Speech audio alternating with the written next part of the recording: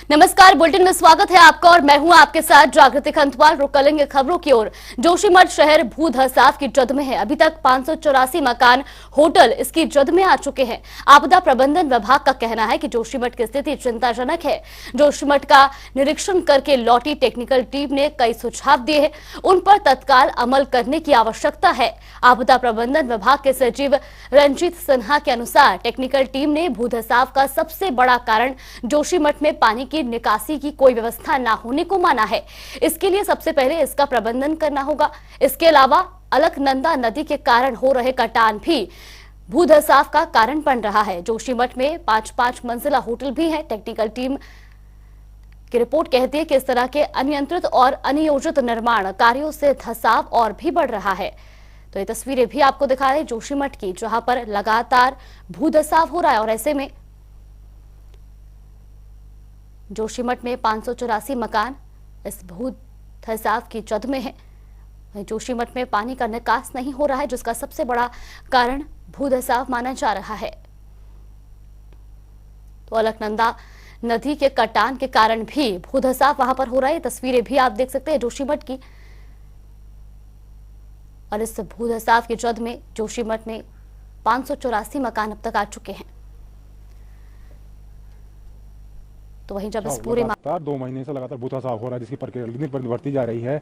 तो कल तक जो हमारे आंकड़े थे, नगर पालिका जो सर्वेक्षण कराया गया, लगभग 584 भवन कल तक जीर्ण शीर्ण हो चुके थे, दरारें आ चुकी थी, उनकी जमीन वगैरह बहुत तेजी से धंसी थी। किंतु कल रात को हमने देहरादून गया था माननीय मुख्यमंत्री से मुलाकात के संबंध में। कल रात को मुझे सूचना मिली कि लगभग 12 बजे से एक बार पुनः भू धसाव शुरू हो गया है। लोगों के शीशे चटकने शुरू हो गए, लोगों घरों में चढ़चढ़ाहट की आवाज आनी शुरू हो गई। रात को हम रात भर सो नहीं पाए। आज सुबह मैंने जब पता किया तो लगभग मारवाड़ी वार्ड, जो कि विष्णुप्रयाग जो पुल है, वहां से हमारा मारवाड़ी वार्ड लगता है। सिंघार वार्ड, जिसकी आबादी कम से कम 3000 की है, मारवाड़ी वार्ड 500 की आबादी है। और उससे जुड़ा ऊपर को मनोहर बाग वाला क्षेत्र बहुत तेजी से धसा हुआ। कम से 1-1, 1.5 फीट जो मकान नीचे धसे हैं। सड़क इतनी 2-2 फीट तक सड़क नीचे धस चुकी है। और जो मारवाड़ी वार्ड है उसमें जेपी कंपनी, उस वार्ड में जेपी कंपनी का भारी नुकसान कल रात को हुआ है। इसमें अन्य जगह से भी जैसे सूचना आई थी, जो मनोहर बाग क्षेत्र में ही, जहाँ पे लोगों के घर में थोड़ी दरारें थी, उनका थोड़ा बहुत दरारें और बढ़ने की सूचना आई है। और इसी क्रम में हमने मनोहर बाग वार्ड में ही होटल माउंट व्यू के नीचे जो 5 परिवार रह रहे हैं, जहाँ पे काफ़ी दरार आई थी, उनको नगर पालिका के डॉर्मेट्री में शिफ्ट कर दिया है। 4 परिवार वहाँ रह रहे हैं, एक परिवार को खंड विकास के ऑफिस के पास में ही शिफ्ट किया गया है। सर देख रहे हैं तो क्या इधर भी स्विंग कर रहा है? जी देखिए, आज आपने देखा तो तहसील के भवन में भी कुछ हल्की सी दरारें दिख रही हैं। अफसोस की बात यही है कि भरोसा देने की तो बात बहुत दूर। उन्होंने जोशीमठ से इतनी दूर से लोग जो आपदा प्रभावित हैं, आपदा पीड़ित हैं, और पीड़ित लोगों की पीड़ा लेकर के हम मुख्यमंत्री जी के दरबार में गए थे। उन्होंने लोगों को बैठने तक के लिए नहीं कहा, सुनना तो बहुत दूर की बात है। और उसके बाद भी हम लोगों ने उनसे गुजारिश की कि अगर आप चाहें तो आप फुर्सत में हो जाएं तो हम दोबारा आपसे मिल लें, लेकिन उसका भी हमको समय नहीं दिया गया। जोशीमठ की जनता पिछले साल भर से इस बात को लेकर के चिल्ला रही है। लोग वहाँ टूटे फूटे घरों में, दरार वाले घरों में लोगों ने अपने घर की छतों को बल्लियों से अटकाया हुआ है। घर की दीवारों की जो दरारें हैं उनको पुराने कपड़ों से पाटा हुआ है, और इस तरह से लोग उस ठंड में जो है जीवन बिता रहे हैं। तो इसी खबर पर ज्यादा जानकारी के लिए हमारे सहयोगी विशाल गर्ग हमारे साथ जुड़ गए। विशाल, सबसे पहले आपसे जानना चाहिए, जोशीमठ में अब भू धसाव हो रहा है, कई मकान इसकी जद में है, क्या कुछ पूरी जानकारी मिल रही है? बिल्कुल, देखिए जोशीमठ में तेजी से भू धसाव हो रहा है, जिसके कारण काफी कठिनाइयों का सामना वहां के लोगों को करना पड़ रहा है। और कहीं ना कहीं उनमें डर का माहौल पैदा होने लगा है, क्योंकि जिस तरह से उनके घर में लंबी लंबी दरारें और छोटी छोटी दरारें होती जा रही हैं, तो कहीं ना कहीं एक डर की वजह उनका बन रहा है। और लगातार देखिए, हालांकि प्रशासन वहां पर मौजूद है। प्रशासन लोगों को जो घर है उनके, जिनके घरों में ज्यादा दरारें आ रही हैं, उनको घरों से निकाल करके नगर पालिका में या फिर अलग जगह पर उनको शिफ्ट करने की कोशिश कर रहा है। और अब तक लगभग देखिए 6 परिवारों को वहां से उनके घरों से निकाल करके उनको शिफ्ट भी किया जा चुका है। लेकिन सबसे बड़ी बात यही है कि लगातार इस तरह की जो तस्वीरें सामने आ रही है, जिसमें लगातार जो घर है उनमें जो दरारें हैं वो लंबी लंबी पड़ती जा रही है, तो कहीं ना कहीं ये चिंता का विषय है। हालांकि इसमें वैज्ञानिकों की टीम भी लगी हुई है, जो कि अपना शोध कर रही है कि क्यों ये वजह सामने आ रही है। और मौके पर प्रशासन भी मौजूद है, जो कि इस बात की पूरी देखरेख कर रहे हैं कि लोगों को ज्यादा दिक्कत का सामना ना करना पड़े, क्योंकि देखिए अब तक लगभग 550 से ज्यादा घरों में ये इस तरह की दरारें आ रही हैं, जो कि एक चिंता का विषय है। और ऐसे में अगर अनहोनी घट जाती है तो उसका जिम्मेदार कौन होगा, ये भी बड़ी बात है, क्योंकि यहाँ पर जो लोग हैं वो डर के साए में जी रहे हैं। तो तमाम प्रशासन के अधिकारी यहाँ पर मौजूद हैं जो कि इनका रखरखाव रख रहे हैं, और मुख्यमंत्री पुष्कर सिंह धामी ने भी इस पर पूरी रिपोर्ट मांगी है और जिला अधिकारी से बात करके कहा है कि पूरी मुहैया वो राहत लोगों तक पहुंचाएं और किसी भी तरह की कोई उनको सामने कोई कठिनाइयां ना आए, या फिर जो वहां पर जो लोग हैं जो भय के माहौल में है उनको शांत कराए और उनको पहले रहने के लिए सकुशल उनको रहने और खाने की पूरी व्यवस्था की जाएगी। जी बिल्कुल विशाल, और जिस तरह से बताया जा रहा है कि टेक्निकल टीम ने भी वहां पर निरीक्षण किया है और ऐसे में जांच में अब तक क्या कुछ निकलकर सामने आया है और क्या कुछ इसकी अहम वजह मानी जा रही है, क्योंकि लगातार भूधसाव हो रहा है और लोगों के अंदर भी अब डर बना हुआ है। बिल्कुल, देखिए बड़ा वजह है क्योंकि डर काफी बना हुआ है वहाँ के लोगों में, और जिस तरह से देखिए टीम ने पूरा इस पर निरीक्षण किया है तो कहीं ना कहीं उनका ये भी मानना था जो पानी का रिसाव है, जो पानी का बहाव है वो बहुत अच्छे से वहां से फ्लो नहीं हो पा रहा है, या फिर उसको भी काफी जो है वो माना जा रहा है वजह की इस वजह से भी ऐसा हो सकता है कि जो यहाँ पर जो पानी का प्रेशर है उसके वो घरों के नीचे से बहता है, तो कहीं ना कहीं उसमें भी एक बड़ी वजह हो सकती है। और ये भी माना जा रहा है कि जो वहाँ की जो मिट्टी है वो अब धस रही है, तो उसका भी कुछ रीजन हो सकता है। तो उसमें देखिए तमाम जो वैज्ञानिक हैं वो अपना शोध करेंगे और वो जानने की कोशिश कर रहे हैं कि आखिर क्या ये वजह है। हालांकि अभी प्रशासन की जो टीम है वो वहां पर लोगों को राहत देने का काम कर रही है, उनको उनके घरों से निकाल करके शिफ्ट करने की कोशिश कर रही है और उनको किसी भी तरह की कोई परेशानी ना हो रहने की, खाने की, तो उसके लिए भी जो टीमें हैं वो पर्याप्त संसाधन जुटाने में जुटी हुई है। जी बिल्कुल, और जिस तरह से सीएम धामी ने भी अब इस पूरे मामले पर रिपोर्ट मांगी है, ऐसे में जहां जो प्रभावित लोग हैं इस वजह से भूधसाव से, उनसे भी आपकी बातचीत हो पाई होगी, उनका क्या कुछ कहना है और प्रशासन किस तरह से अब उनके लिए व्यवस्थाएं करता नजर आ रहा है। बिल्कुल, देखिए जब लोगों ने अपनी चिंता जाहिर की और मुख्यमंत्री के कानों तक ये बात पहुंची तो मुख्यमंत्री पुष्कर सिंह धामी ने इस पर पूरी विस्तृत रिपोर्ट मांगी है, जिलाधिकारी से बात भी की है, और साथ ही देखिए ग्रामीण लगातार ये भी आरोप लगा रहे थे कि प्रशासन उनकी सूझ नहीं ले रहा है, प्रशासन उनको अच्छी चीजें मुहैया नहीं करा पा रहा है, या फिर जो उनके घरों में दरारें पड़ रही हैं और वो डर के साए में है तो उनको शिफ्टिंग जल्दी नहीं करा पा रहा है, क्योंकि अभी भी देखिए 6 ही परिवार ऐसे हैं जिनको अभी तक शिफ्ट किया गया है। तो ऐसे में कई परिवार ऐसे हैं जिनको शिफ्ट कराने की मांग वहां के लोग कर रहे हैं, और जो वहां के लोग हैं वो लगातार ये भी कह रहे हैं कि प्रशासन उनकी मदद नहीं कर रहा है। हालांकि मौके पर प्रशासन की टीम भी है और जितना हो पा रहा है उतनी करने की कोशिश कर रहे हैं, लेकिन जब मुख्यमंत्री पुष्कर सिंह धामी ने इस पर रिपोर्ट मांगी तो उन्होंने ये भी सभी को सचेत किया है कि पूरी निगरानी वहां पर टीम बनाए रखेगी और लगातार वहां पर किसी लोगों को किस तरह की कोई परेशानी ना आए, कोई खाने पे कोई रहने के लिए उनको परेशानी ना आए, उसकी भी जिम्मेदारी जो है वो प्रशासन की टीमें रखेंगी। जी बिल्कुल, और इसी खबर पर चर्चा करने के लिए हमारे साथ जयपुरिया यूनिवर्सिटी के एक्स वाइस चांसलर भी जुड़ गए हैं, प्रोफेसर ललन प्रसाद हमारे साथ जुड़ चुके हैं। सर सबसे पहले तो बहुत बहुत स्वागत है आपका। सर जिस तरह से जोशीमठ में अब भूधसाव हो रहा है, क्या कुछ इसका आप अहम कारण मानते हैं? देखिए भूस्खलन और ये भूमि में जो दरार पड़ रही लोगों के मकानों में जी। इसके 2 मुख्य कारण हैं। एक तो प्राकृतिक कारण होता है, जैसे कि भूस्खलन, ये भूडोल आ जाए, भूकंप आ जाए तो जो जमीन के अंदर जो प्लेट होती है वो आपस में टकराती है या हटती है तो उससे हो जाता है जी। और दूसरा ये है कि अगर बहुत ज्यादा बारिश हुई तब भी ऐसी स्थिति आ जाती है, या जो ग्लेशियर्स टूट के गिरने लगते हैं जैसे पीछे हुआ था कई बार हिमालय पर, तो उसकी वजह से ये तो प्राकृतिक कारण है। लेकिन जो जोशीमठ में और जगहों पर जो इस तरह की समस्या आप देखने को मिल रही है उसका बहुत बड़ा कारण मानव जनित ही है। ये हमारी अपनी गलती से ऐसा हो रहा है जी। जोशीमठ की जो स्थिति आपने अभी दिखाई तो 1976 में एक कमेटी बैठाई गई थी, मिश्रा कमेटी नाम थी, तो उन्होंने इसको एग्जामिन किया था। जब पहली बार जोशीमठ में भूमि में दरार पड़नी मकानों में शुरू हुई तो गवर्नमेंट ने ये कमेटी बैठाई थी, तो उन्होंने कहा कि इसका मुख्य कारण है कि जो जंगल काटे जा रहे हैं, पेड़ काटे जा रहे हैं और जो पहाड़ों पर निर्माण काम हो रहा है, सड़कें बनाई जा रही हैं जगह जगह और मकान ऐसी जगहों पर बना रहे हैं जहां से पानी का पहले रिसाव होता था, अब वो पानी का रिसाव कहीं बंद कर दिया गया और उधर कंस्ट्रक्शन हो गया। तो जो प्राकृतिक क्रिया थी पहाड़ पर पानी के जाने की, बाहर निकलने की, वो बंद कर दें आप इस तरह से। या फिर नदियों में नदी में जो भी कटाव होता है, कई बार नदी वो किनारे काट देती है, तो उसकी वजह से भी भूस्खलन और भूमि में दरार हो जाता है। इसका एक बहुत बड़ा कारण जो जोशीमठ में और हिमालय के तमाम इलाकों में है, वो पन बिजली योजनाएं हैं। जो बिजली की योजनाओं में खुदाई होती है और जो सुरंग बनाए जाते हैं पानी के लिए, और जो पहाड़ काटे जाते हैं, जो पहाड़ों पर ब्लास्ट होता है, तो उस ब्लास्ट के कारण भी बहुत से मकानों में दरार आ जाता है।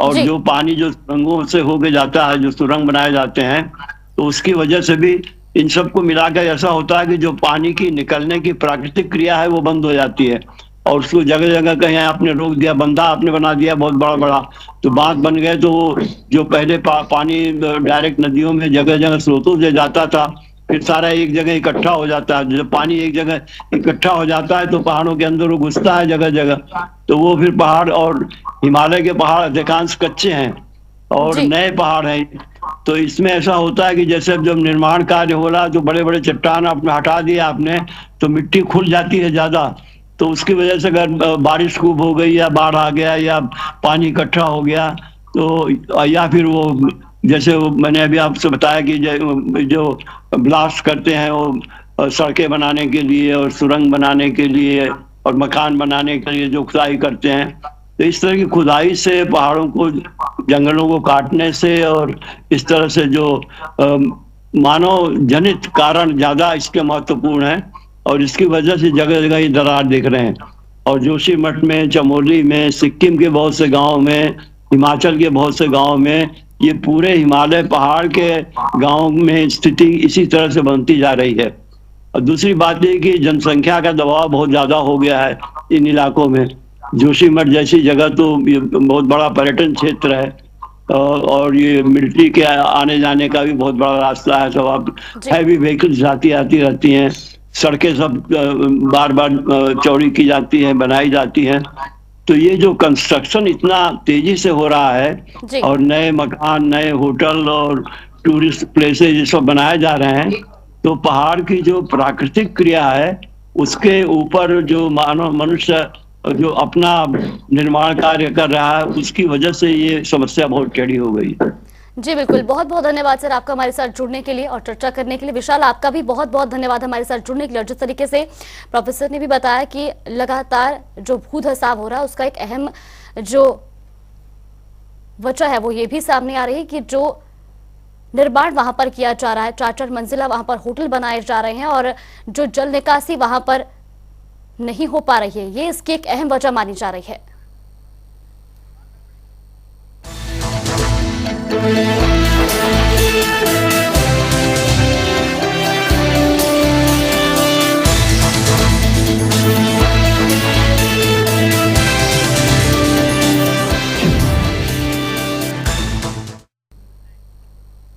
और अब रुख कर लेंगे बड़ी खबर की ओर। बड़ी और अहम खबर इस वक्त की आपको बता दें, जहां सुरूरपुर से निकली भारत जोड़ो यात्रा का अगला पड़ाव होगा छपरौरी।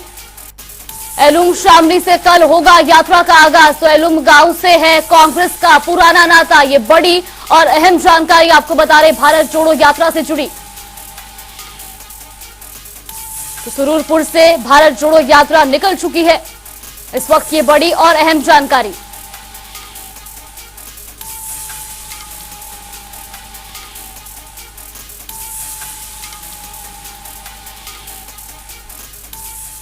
और लगातार ग्राउंड जीरो से हमारी वरिष्ठ सहयोगी पूजा मोहन पांडे लगातार ग्राउंड जीरो पर बनी हुई है। देखिए उनकी खास रिपोर्ट। सुरूरपुर में भारत जोड़ो यात्रा का ये पड़ाव अब यहाँ से तैयार है अगले पड़ाव के लिए। छपरौली में अगला पड़ाव होगा। राहुल गांधी को आप सड़कों पर देख सकते हैं और सड़कों पर देख सकते हैं ये जन सैलाब भी, और तमाम तस्वीरें आपको दिखाएंगे। देखिए कि किस तरीके से ढोल नगाड़ों के साथ लोगों में उत्साह। पीस पार्टी, जेडीयू सहित तमाम ऐसे लोग, तमाम ऐसे समर्थक मौजूद हैं, तमाम विपक्षी दलों के समर्थक यहाँ पर मौजूद हैं। तस्वीरें देखिए, राहुल गांधी को देखने के लिए लोगों का हुजूम उमड़ा हुआ है और राहुल गांधी वेव करते हुए सबको एक स्माइल के साथ अभिनंदन दे रहे हैं। और भीड़ में एक हल भी है राहुल गांधी को भेंट करने के लिए।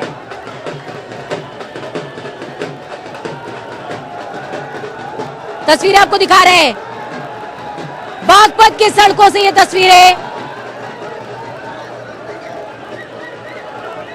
और राहुल गांधी लोगों को वेव करते हुए जा रहे हैं। यहां से छपरौली तक का सफर राहुल गांधी तय करेंगे और उनके साथ में चल रहा है पूरा जन सैलाब। बेहद खास ये तस्वीरें।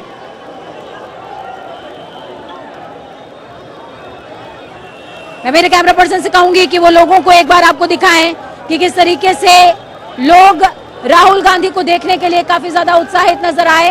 अब राहुल गांधी का काफिला यहां से आगे बढ़ चुका है।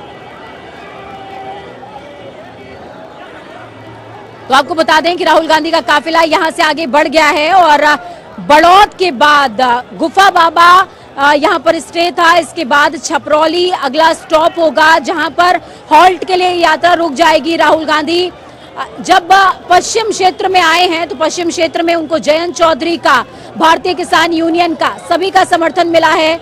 कल शामली से ये यात्रा शुरू हो जाएगी और इस यात्रा में उमड़ा जन सैलाब प्रियंका और राहुल के प्रति लोगों का प्रेम ये बता रहा है कि ग्राउंड जीरो पर राहुल गांधी को जो प्रेम चाहिए था वो प्रेम मिल रहा है। और जब हमने कांग्रेसियों से यहाँ पर बातचीत करी है तो उनका साफ तौर पर कहना था कि इस यात्रा का मकसद कोई पॉलिटिकल नहीं है। 2024 का ध्येय लेकर हम चल ही नहीं रहे हैं। हम चाहते हैं कि भारत जुड़े और उस भाव को हम लोगों के मन में जागृत करना चाहते हैं। कैमरा पर्सन आकाश के साथ मैं पूजा मोहन पांडे, बड़ौत। तो वही खबरों में आगे बढ़ते जहां कांग्रेस की भारत जोड़ो यात्रा 9 दिन के ब्रेक के बाद कल यूपी पहुंच गई है। उत्तर प्रदेश राहुल के इस यात्रा के कई मायने निकाले जा रहे हैं। इसको लेकर हमारी वरिष्ठ सहयोगी पूजा मोहन पांडे ने राष्ट्रीय प्रवक्ता सुप्रिया से खास बातचीत की। क्या कुछ कहा उन्होंने, आपको भी सुनवाते हैं।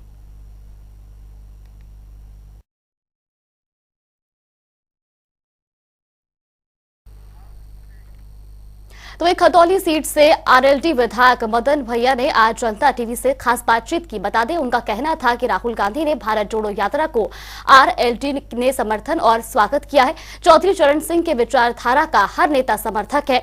आरएलडी हर उस शख्स के साथ है जो जनता के मुद्दों को उठाएगा। और यहाँ पर रुकते हैं एक छोटे से ब्रेक के लिए। ब्रेक के बाद जल्द हाजिर होंगे खबरों के साथ। ले जा रहे हैं ना तुम्हें पिक्चर, चलो बैठो बैठो। बढ़िया। First day first show, online booking भी नहीं किया है। पूरे टाइम लाइन में धूप में खड़े थे और पता कितना टाइम? अरे पूरे 2 घंटे। अरे तुम्हारे टाइम के बारे में नहीं पूछ रहे हैं बुर्बक, इनके खांसी के बारे में पूछ रहा है। खांसी ये तो 2 हफ्तों से हो रही है। 2 हफ्ते? पिक्चर ले जाते हैं फर्स्ट डे फर्स्ट शो और खांसी को हो गए 2 हफ्ते, ये तो बहुत केयरलेस है। चलिए हमारे साथ। डॉक्टर? अरे आप तो बड़े सीरियस हो गए। और नहीं तो क्या, 2 हफ्ते से ज्यादा अगर आपको खांसी होगा तो टीबी हो सकता है। टीबी? हाँ, तुरंत डॉक्टर से मिलिए और बलगम की जांच कराइए, क्योंकि टीबी जो है वो किसी को भी हो सकता है। और अगर हो गया तो बिना भूले पूरा कोर्स करिए और उसके बाद बेफिक्र हो जाइए। और नहीं किया ना तो इसका इलाज करना बहुत मुश्किल हो जाएगा मेरे हीरो हीरा लाल। चलो। 2 हफ्तों से ज्यादा खांसी, तुरंत डॉक्टर से मिलिए और बलगम की जांच कराइए। टीबी हारेगा, देश जीतेगा। क्या ढलती उम्र या निरंतर आईवीएफ फेलियर से आप मां बनने की उम्मीद खो चुकी हैं? रूट्स आईवीएफ, आशा की एक नई किरण, भरोसेमंद, किफायती व पारदर्शी। उम्मीद का दामन मत छोड़ें। आज ही कॉल करें 7056-682-001। Roots IVF, Bahadurgarh. 1, 2, 3, start. I love Indus because I like Indus. I adore Indus. I admire Indus. I admire my school. I like Indus. Indus is different. आपके बच्चे के सर्वांगीण विकास के लिए सर्वश्रेष्ठ शिक्षा का सर्वोत्तम संस्थान इंडस पब्लिक स्कूल।